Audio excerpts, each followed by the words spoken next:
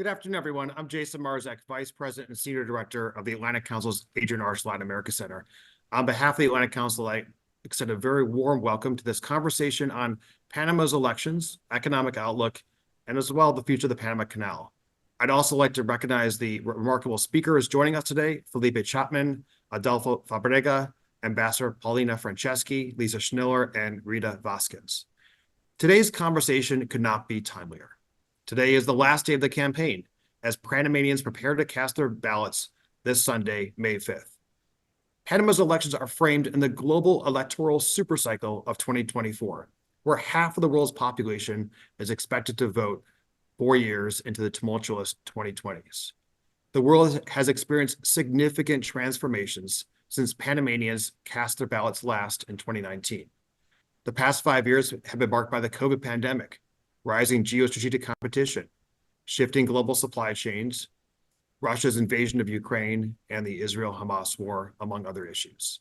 These shifts have exacerbated some of the challenges faced by countries in the Americas, including poverty, insecurity, inflation, migration. But they have also created or amplified opportunities for the region.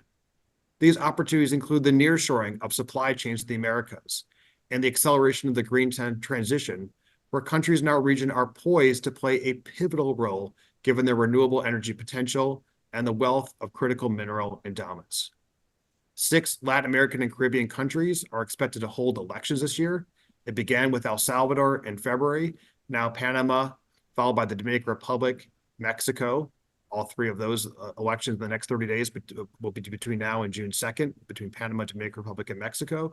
And then we have Venezuela in July and ending with Uruguay's election in October. So why do the Panamanian elections matter?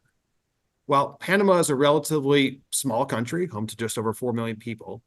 Policies shaped by the next administration will influence not only their citizens, but also more broadly, regional stability and Panama being incredibly important for global trade. Its unique position as a connector between North and South America places it at the heart of major migration and also shipping routes. The Panama Canal, a marvel of engineering and a linchpin of international maritime trade, facilitates the movement of over 14,000 ships each year.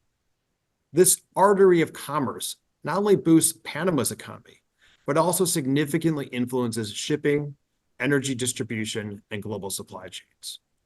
Panama's next administration will play a crucial role in decisions about how to adapt the Panama Canal's operations to ensure resilience and efficiency as droughts become more frequent and pronounced as a result of climate change.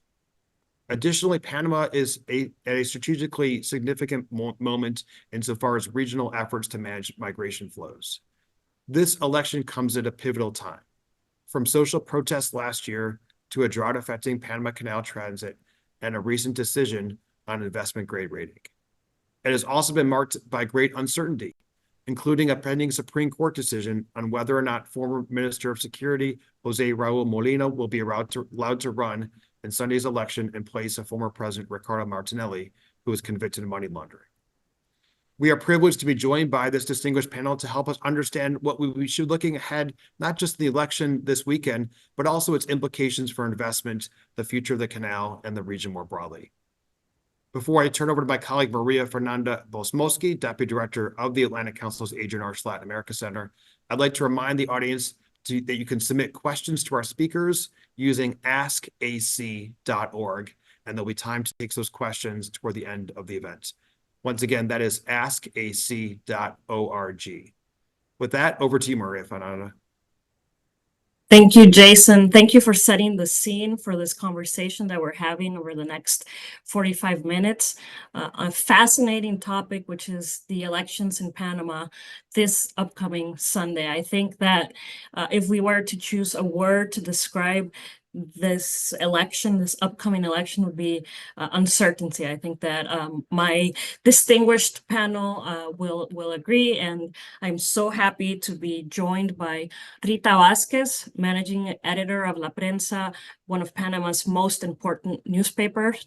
Dr. Lisa Schniller, managing director and lead analyst for sovereign and international public finance ratings at S&P Global Ratings.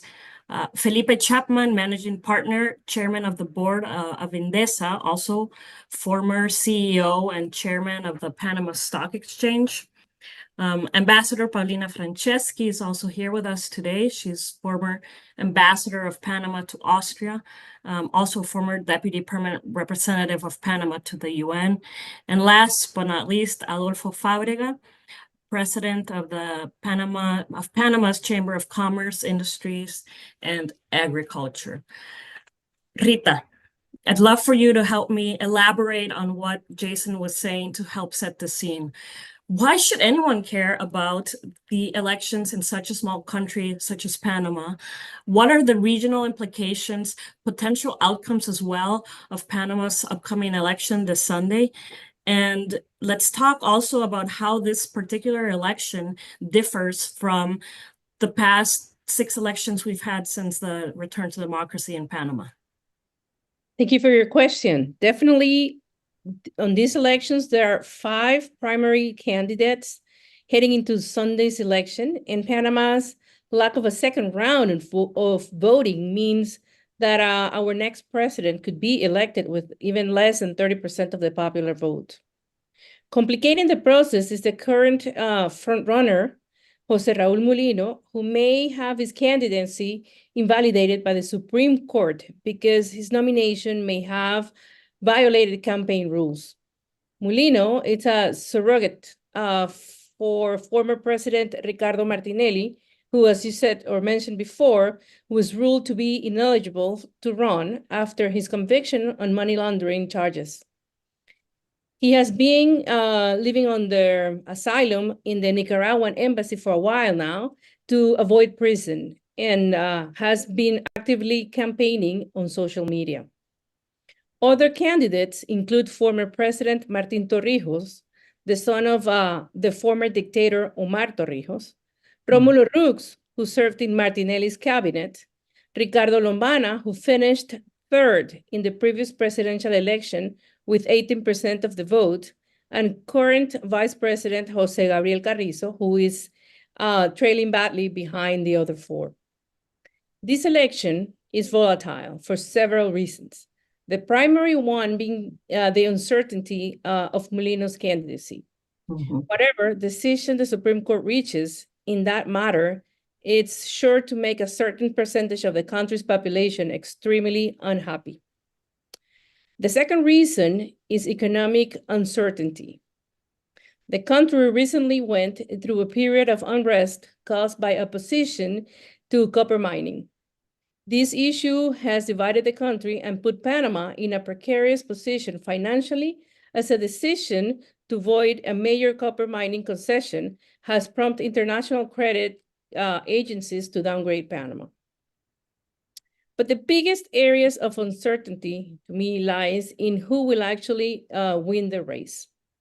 Panama's recent election have generally been a 2-horse race, sort of speaking, with a clear or almost clear winner and clear loser. This has led to several cycles of nonviolent transitions of power. But in this election, with so many candidates and a large number of voters that may still be undecided, it is very unclear exactly who will engage victorious. And that uncertainty has the entire country on edge. Speaking specifically about the polls, we believe that they are fairly accurate and have proven to be so in the past. Mulino has garnered around 30% support, 30, 35. But the number of undecided voters during the past months have been really even as high as 25%, meaning anyone could emerge as a winner. Torrijos, Lombana, and Rux are in their teens, and their support has been fairly consistent. Carrizo has lagged, which isn't surprising considering how unpopular the current government has been.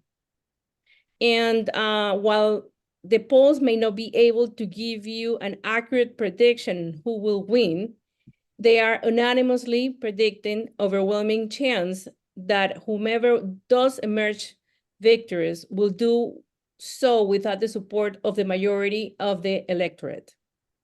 And this is where Panama is heading into uncharted territory. There is a distinct possibility that we could be seeing the kind of election-related violence that hasn't been a part of country's political scene since the 1980s. Thank you, Rita. I think that from what you're saying, from what we've seen in recent elections as well, if the polls are to be accurate, that might be the biggest surprise of this election. But certainly a very interesting scenario in which there is no ballotage, like you're saying, where none of the candidates will come out with a strong mandate. And what does that mean for the future? And on this issue, Lisa, I'd like to turn to you because and go out a little bit from the Panama domestic context. Let's talk about Panama's economic outlook, S&P's assessment.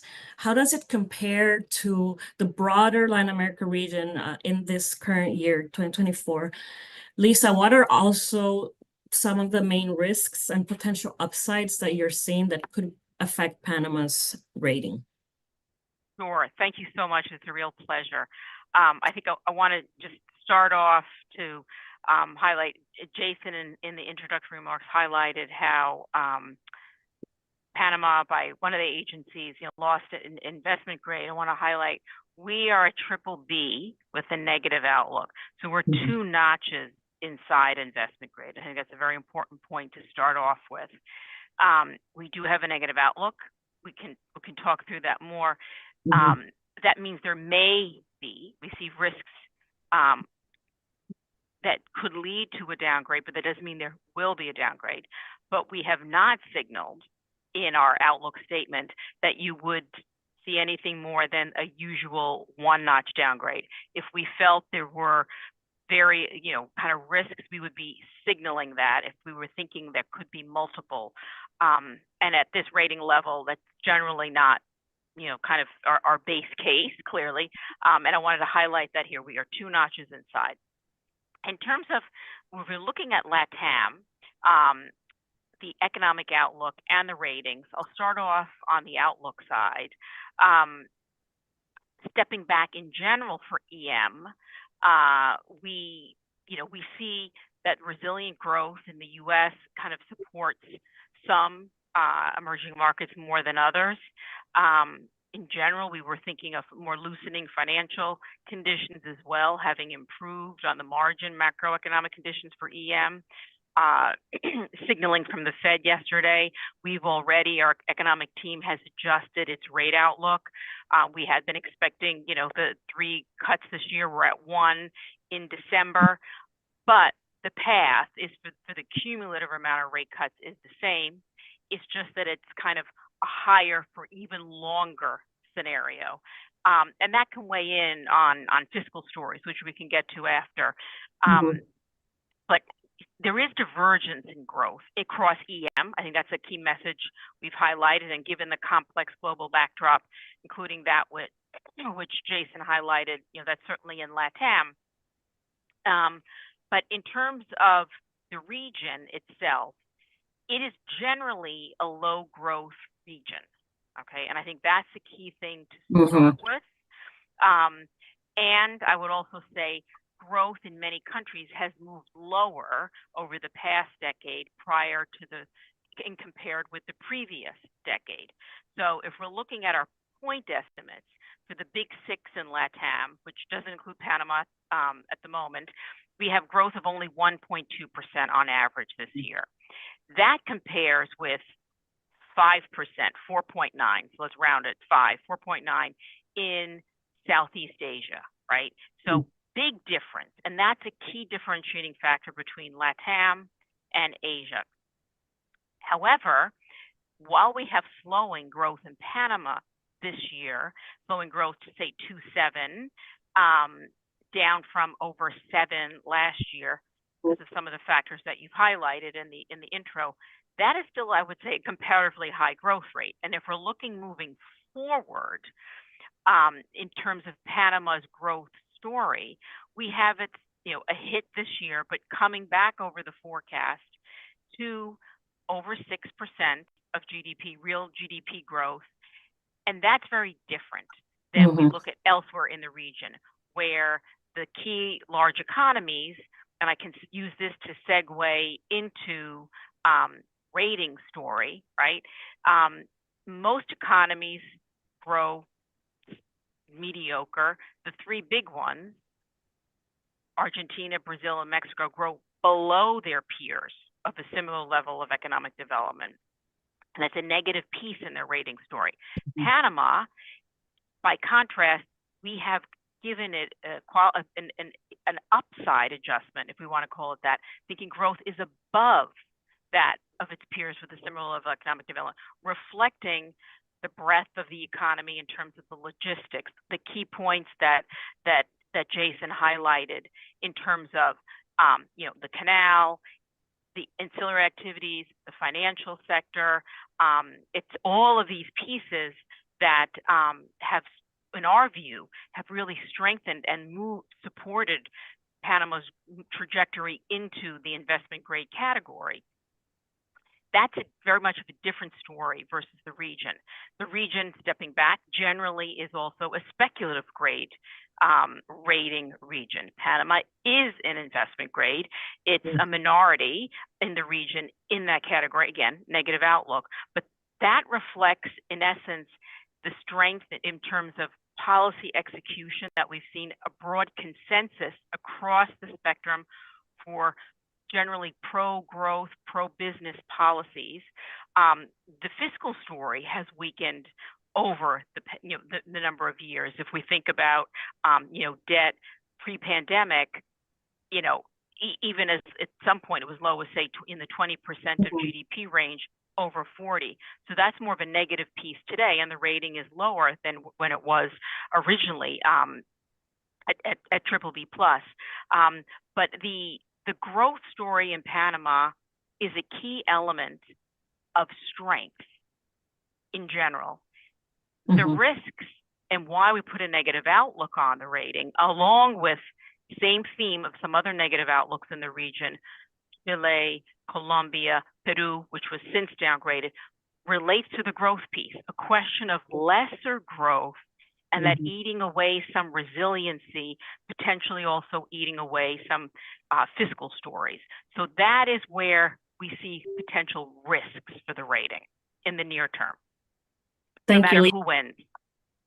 Thank you for that very comprehensive response. And we were in New York last summer with you and some of our other colleagues in the financial world, and we were talking a little bit about a potential new lost decade for Latin America.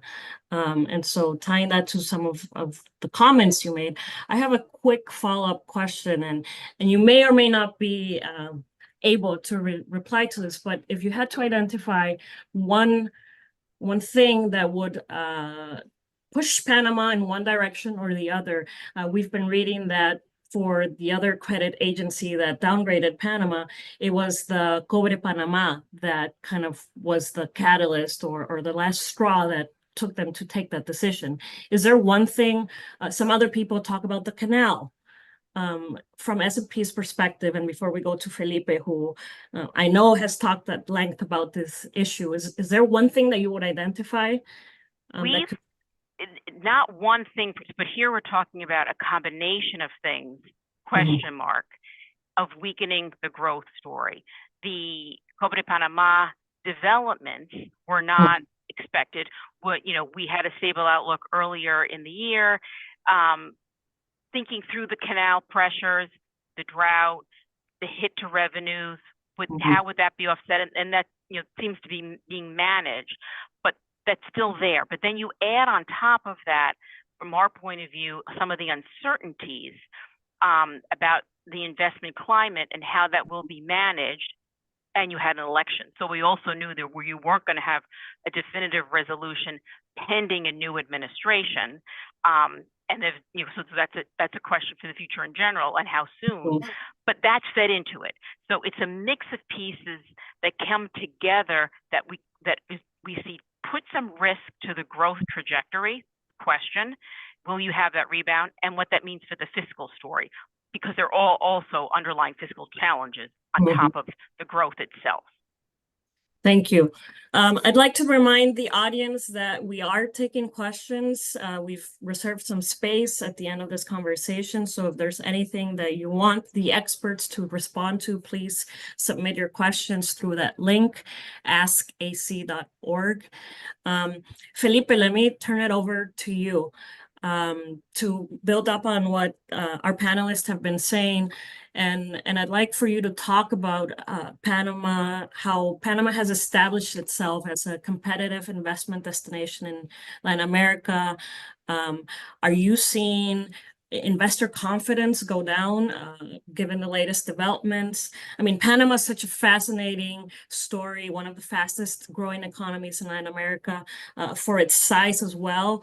I think I heard you talk about the PPP and how that places Panama at the top of the economies in Latin America and the Caribbean.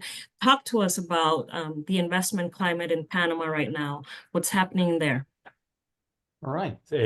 Thank you, Maria Fernanda, for the question. And for me, it's a pleasure to be part of this great panel. But in your question, you had some answers, and taking into consideration what was said by Lisa and Rita, you're leaving you with almost no space to develop more on this idea. So I'm going to try to be a little bit creative here. So I would start by saying that Panama, I would say that it has been, and it's still going, and it still is a success story being written. And I must emphasize in still, since there's still a long way to go, even though we have advanced tremendously. As you mentioned, in terms of purchasing power parity, Panama has reached the #1 place in Latin America, it was unthinkable 30 years ago. And mentioning 30 years ago, I should go through very, very quickly about this recent history, economic history of the last 3 decades.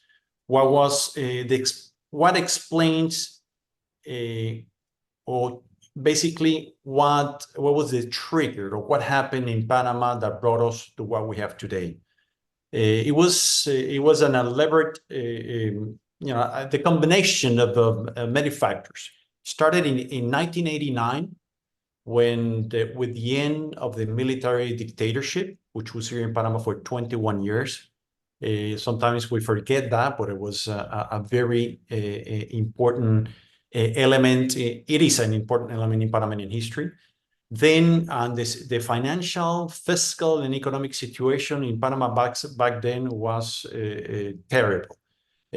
Still, when you compare it to 2024, we're just in a very excellent position compared to 1989.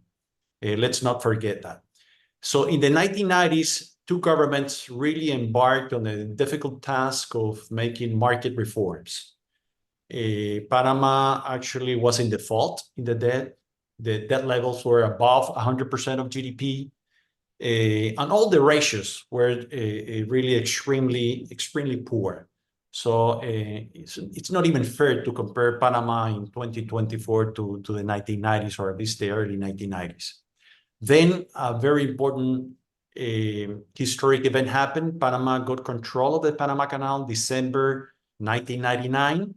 After 93 years of trying to get that important asset in the hands of Panama, which was really the game changer that really permitted Panama to start exploiting its magnificent geographic position, which we are very, very far away from fully exploiting. I must emphasize that. And after that huge event, and some that follow Panama, and a few years, and the people who do so will not let me lie about this. For the first couple of years of this century, people were mocking about Panamanians and our ability to manage the canal. And we took that extremely personally as an enormous national challenge. given so that in the first 3 years, the canal produced in terms of revenues and profits more than it had done so in the previous 87 years. So that really was a very potent, a very strong message that we sent to the world, and actually to Panamanians, start changing the psyche of the Panamanians, that we were able to do extraordinary things that we previously didn't actually believe that we were capable of. That led us to an important historic event, another one, which was the decision that all Panamanians took regarding expanding or not the Panama Canal in 2006. Something quite different that we did with the copper mine, which is unfortunate that we didn't go through a process of that level with deep institutionalized democratic values, which really cemented that decision. That was a point, a before and after for the Panamanian economic history. And when you look at the numbers in terms of growth, even though we were growing already, that really started the acceleration process of economic growth in Panama. There's a before and after. In terms of producing investment, both foreign direct investment and local investment, plus the acceleration of consumption, it was simply unedited in Panama. We hadn't seen that before. And that really was the explanation that after almost 3 decades, took Panama in an economic growth path to being the #1 in terms of PPP income per capita. Obviously, we have a lot more now. The challenge is, well, to get back in the track of fast growth. And eventually, we have obviously the goal of becoming fully developed in terms of human development and social progress, for which a prerequisite is to have enough economic growth to actually be able to achieve those goals. So the story there in Panama is quite interesting, and actually misunderstood by the own Panamanians voting this Sunday. Panamanians don't fully understand what really happened and explain the economic output of the second decade of this century, between 2009 and 2016-17. It was explained by the factors that I mentioned before, by the market reforms of the 90s, getting the canal back, running well the canal, and the canal referendum. Not by the public expenditures, which are hugely misunderstood by the Panamanian people, voters, actually even by entrepreneurs. That was not the trigger of economic growth. That was an effect of the previous elements that I just mentioned, which is unfortunate, is completely misunderstood and has been very intelligently manipulated by some politicians that keep telling this lie, and people are buying the lie. And I'm sure they have bought it, because we're going to see the results on Sunday, which confirm that the population has fully bought that lie. Seems like there's an opportunity, a civic education opportunity for the next administration to bring people together. And I really liked that story that you were saying about Panamanians buying into it, the psyche changing and kind of coalescing around the national identity. And the canal really is, I think, when we think of Panama, think about the canal and the story behind it. But Paulina, shifting gears a bit, but also building on that that idea of a sense of unity, given your experience in consensus building, the likelihood of Panama's next president as well being elected with a minority, I'm wondering if you can talk a little bit about opportunities, how the new administration could help unite the country to address critical issues like, I mean, there's a number of them, but pension reform comes to mind, the Panama Canal as well. What are your thoughts on that? Well, first of all, thank you very much for the opportunity to join this wonderful panel. to discuss from our different perspectives and views the moment that Panama is facing now. Some people will call this moment a crossroads. Some others will call this an evolutionary trap, from where we have to evolve as a society. And I am very confident that this moment we are facing could be an opportunity for Panama to really embrace real and profound changes that are required and that are pending in terms of social development, economic stability, and for social. There's no doubt that there will be growing pains, and that's something that we have to be clear about it. But let me tell you my very first initial response to the question you raised. No? I think that the next administration, the challenge for the next administration to approach Panamanians to be united around a shared vision, I think it will be a big challenge and it will be a major task, even though it's what we need to do. And I would like to put a magnifying glass on two different areas where I think we can draw some lines that will help me sort of point out how can this approach be made in order to unite Panamanians for a shared vision and a shared project. The first lens I want to put is over the electoral process and few things that tells us something about the society and about that possibility that it can be, we can unify Panamanians. The first thing is that in 48 hours, we will not only have a new president, but we will also have 71 new legislators at the National Assembly of the country. The result of this election will determine the president and the assembly, at least the real capacity of the next president to rule the country and to transform transformational reforms that we need, even if it involves changing the actual informal norms that are in the National Assembly at this point. So that's a key element that is very important. We need to find out what's going to happen on Sunday and what the political power, how it gets distributed so that we have that variable, we don't know. Yes, indeed, I think we're going to have a president elected with less than 1/3 of the electoral roll. That means that in order to unite Panamanians, the next administration will most likely have to find a way to persuade probably 2/3 of the voting population in order to unite the Panamanians. And yes, today, Maria Fernanda, at least 20% of the population doesn't know for whom to vote. We're 2 days from election, and there is a big percent. I mean, it's something that has to be put into the equation. Doesn't know for who to vote. So that means several things. And for me, in terms of the question you raised to me, it means that probably no one is seeing a leader. No one is seeing someone that stand up to the rest, or no one is seeing someone that will do something different than what we have seen. So those are little points in there that are very important to take into their consideration. I agree, our electoral moment that we're living right now, it's very complex, it's very unpublished and very uncertain, but those are the things I like to draw from there in order to elaborate in my final points.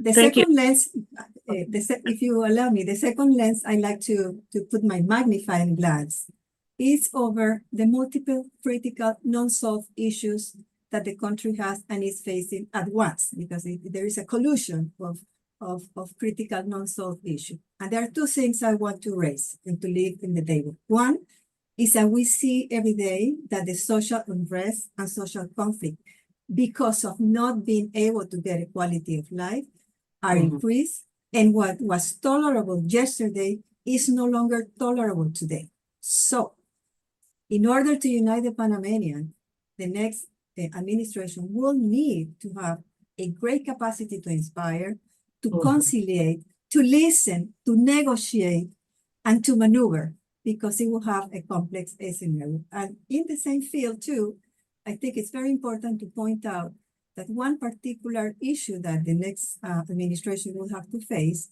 is that it will have to engage with new actors, young generations.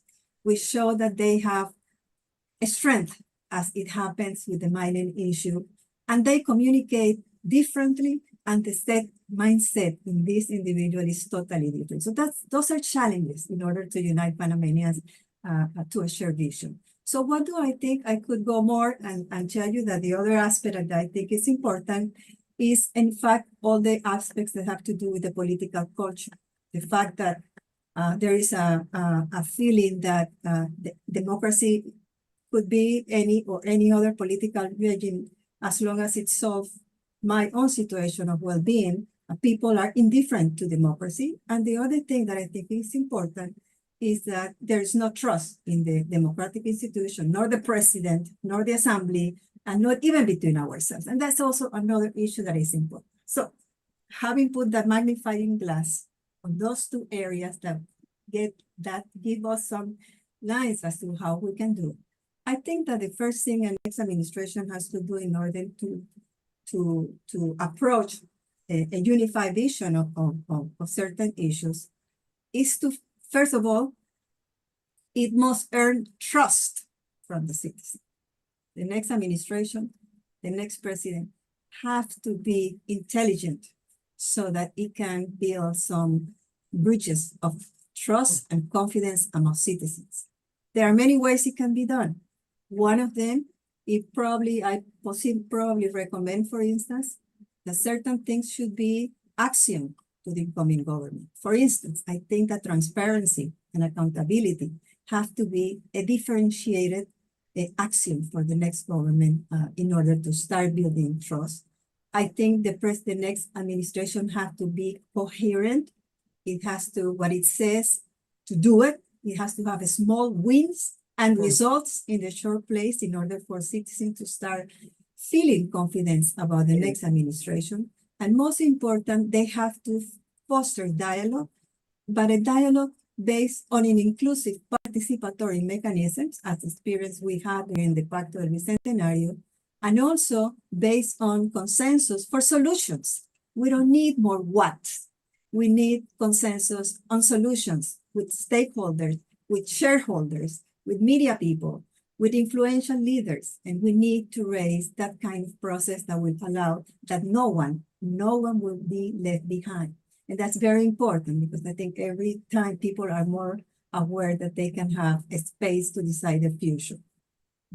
Thank you. I think to agree with, we need to move from the diagnosis to the action. I think your comments also reminded me of the latest Latino Barometro surveys, which show a decline in the trust in democracy across the region. And we're mostly seeing that in the younger generations. And then, the other point that I wanted to make before we go to Adolfo is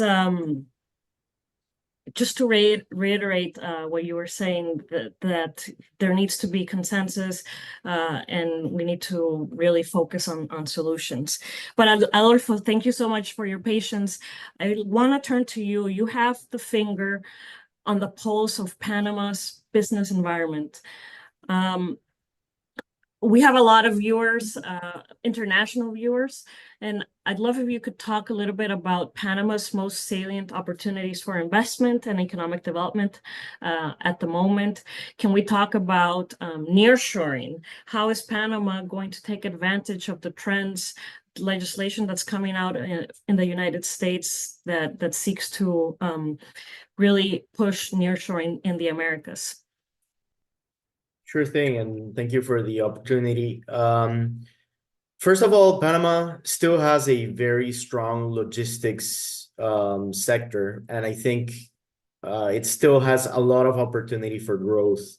Even though it has been pretty much one of the leading industries in Panama for several years, there's still a lot of opportunity for development. Panama has obviously the canal, but Panama has been more of a pass-through player throughout the history of the canal, and there's a lot more that we can do in that sense in terms, of course, of, let's say, a little more participation in multimodal logistics. And now with some recent developments in our potential dry canal. I mean, we already have a dry canal, but we're not, taking advantage of the opportunities as much as we could. And of course, the having a hub very close to the Panama Canal is an extreme opportunity in the logistics sector. That has a lot of opportunity that still has a lot of potential.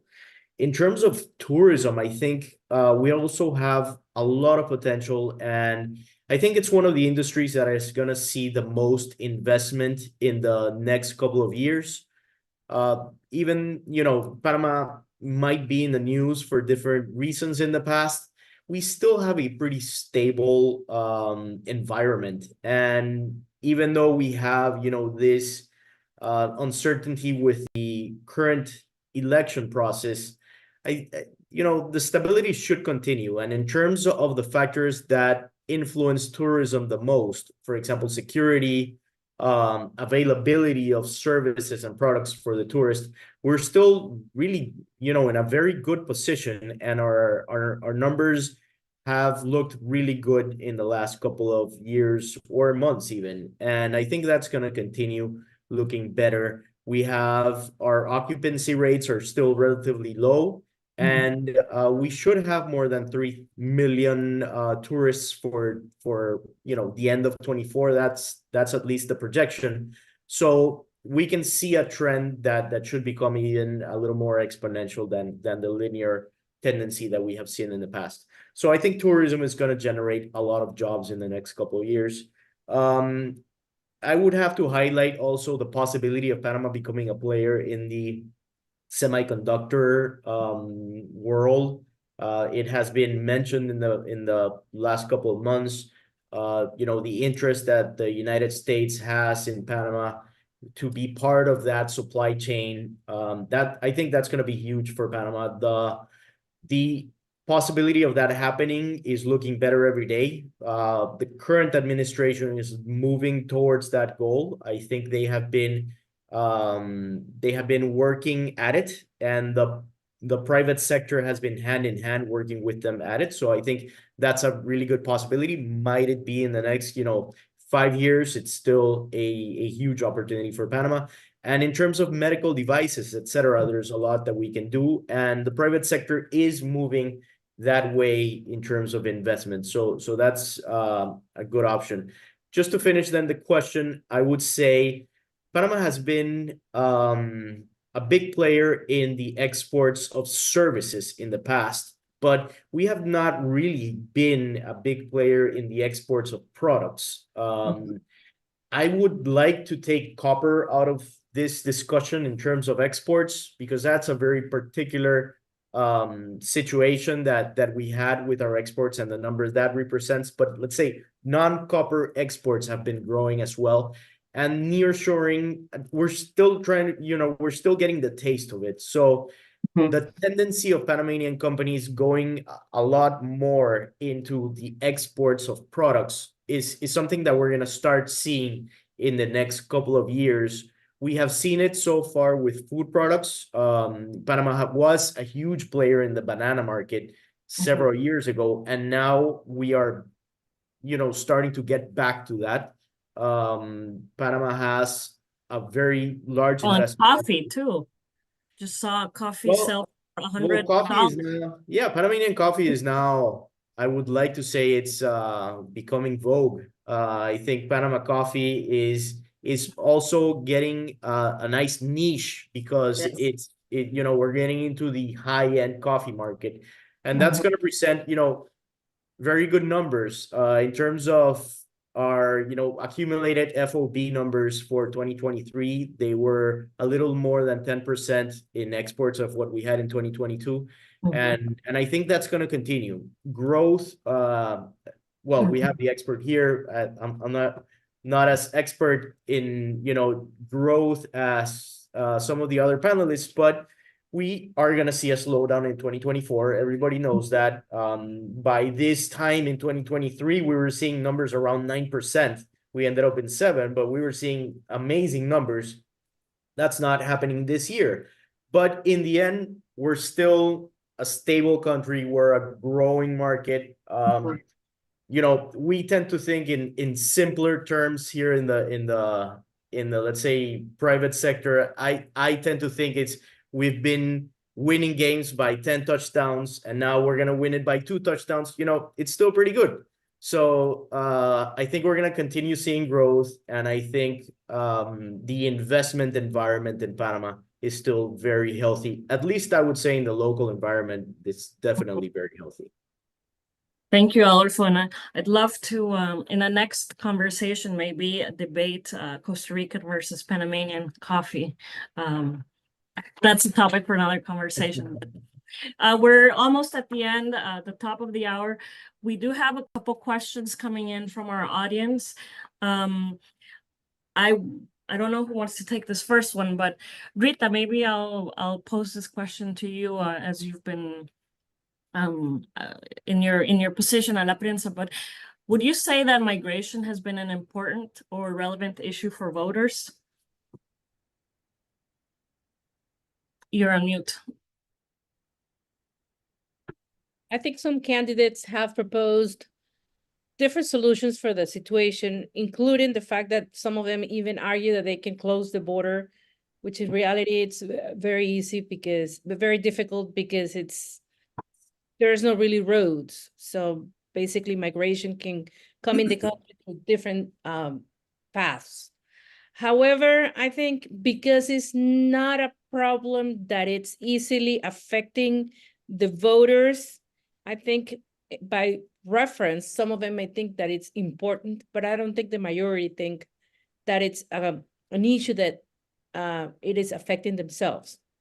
I think voters are more, the tendency, it's more than they care about a lack of jobs, water, disposal, you know, actually fixing their primary needs in terms of the fact that whenever they have satisfied food, jobs, a house, water, you know, basic needs, that's what really drives voting in this country, is more than things that they're sort of abstracts to them.